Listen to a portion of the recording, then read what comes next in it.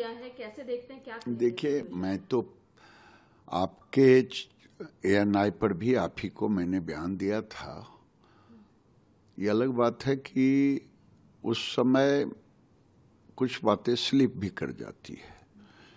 तो मैं कह रहा था कि राहुल गांधी जी, आपके समय में आप जो गाली दे रहे हो, मैन्युफैक्चरिंग घट गया है, चाइना का ब्रांडिंग कर रहे हो, ये तो सीधा सीधा देश के प्रति विरोध है। आपके समय में डिफेंस में इंपोर्ट ज़्यादा था, अब हम एक्सपोर्ट कर रहे हैं। आपके समय में एक्सपोर्ट था केवल 19 लाख करोड़ का, अभी 75 लाख करोड़ से ऊपर का एक्सपोर्ट हुआ है, 80 लाख करोड़ तक जाने वाला है। तो ये एक्सपोर्ट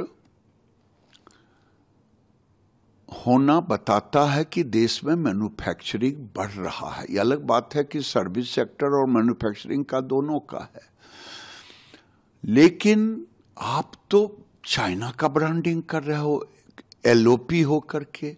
सैम पेट्रोडा ने आपको जरूर कहा कि ये पप्पू नहीं है, सैम पेट्रोडा वही हैं जो सैम पेट्रोडा भारत को क्या कहा था कि ये इधर के लोग अफ्रीकन हैं, इधर के लोग चिंपांजी हैं।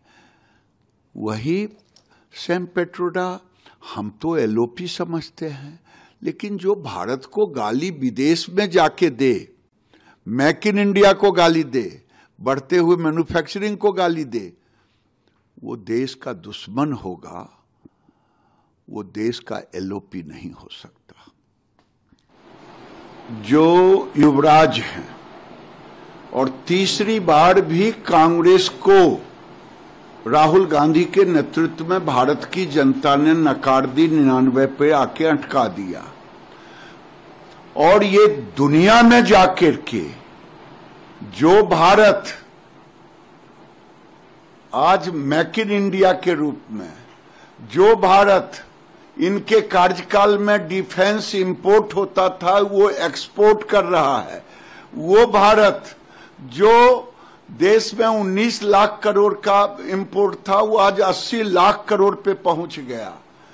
वो भारत की तारीफ करने के बजाय बाहर में जाकर के, इंडिया के बाहर, भारत के बाहर जाकर भारत को गाली देना, ये तो लगता है चाइना की तारीफ करना, दुश्मन देश की तारीफ करना, ये लगता है चाइना के पैसे पर पलते हैं और चाइना की ही बात ब्रांडिंग करने के लिए ये बाहर में जाके चाइना का ब्रांडिंग कर रहे हैं।